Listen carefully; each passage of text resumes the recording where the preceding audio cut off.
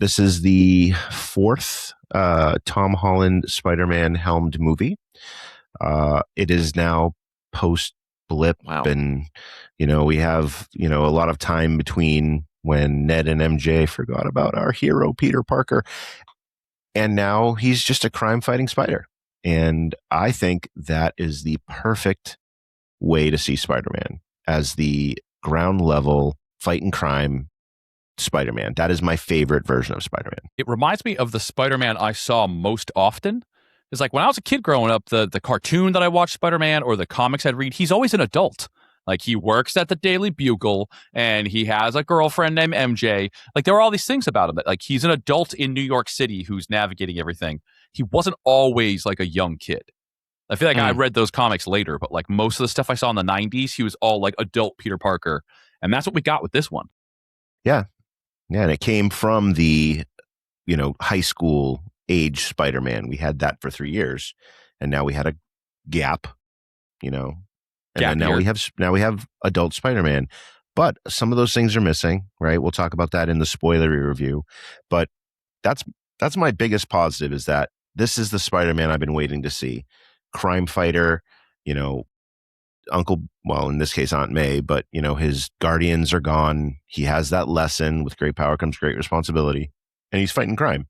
That's the Spider-Man I love to see. And that was my favorite part of this movie. Yeah, that was awesome to witness, is that he's a confident Spider-Man who, Spider-Manning at 100%. Instead of like a Spider-Man who's just kind of learning the ropes. Because we get a lot of superhero movies where they're just learning their powers, or they're just starting off. So that was cool to see him like at maximum capacity. Right. And it was also interesting. I do think there was some matriculation, right? There's this, he's growing up. He's, they're now post college. They're graduating from MIT. They're trying to find themselves, all of them, Ned, Spidey, Peter, and MJ, right? She's looking for a job post college, right? They're trying to get their footing, and he's trying to actually now deal with his powers growing, right? That's a big theme in the movie too, right?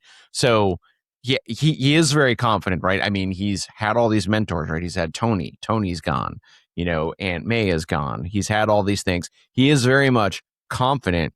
And he has to now deal with the challenges of life, and sort of he goes back to the lessons that he's been taught all along, but he has to have the confidence to overcome them and have the grit and the mental fortitude to learn how to deal with them as an adult in a lot of ways, which I think is really, if you think about it, we've seen so many themes of fatherhood in Marvel, but this is different. This is actually someone that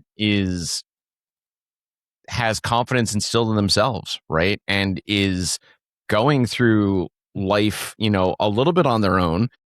He kind of rediscovers the relationship with his friends and things.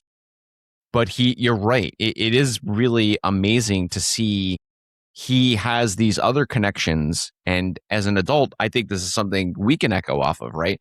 How do you find friends, right? How do you do those things? I would say sit next to him in a movie theater, right? He now has to learn how to work with Frank, and rediscovers a relationship with MJ and Ned, and other things that we'll talk about in this movie too, right?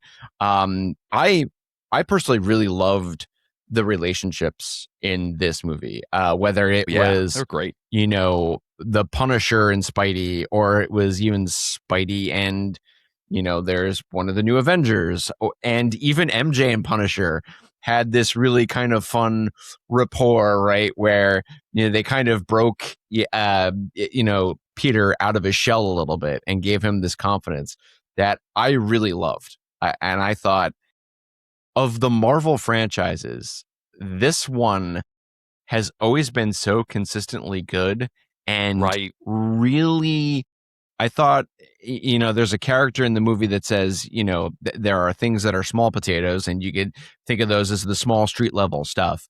Spider-Man branched all of the potatoes, right? The whole potato crop. You touch things in Avengers, you touch things at the street, Daredevil, Punisher level with this, and even, expanded to, we'll call it spoilers later, to entities that Marvel hasn't really touched upon since Deadpool, right? So I really loved, I don't know if it was the best Spider-Man movie, but this was definitely a big win for Marvel Studios, in my opinion.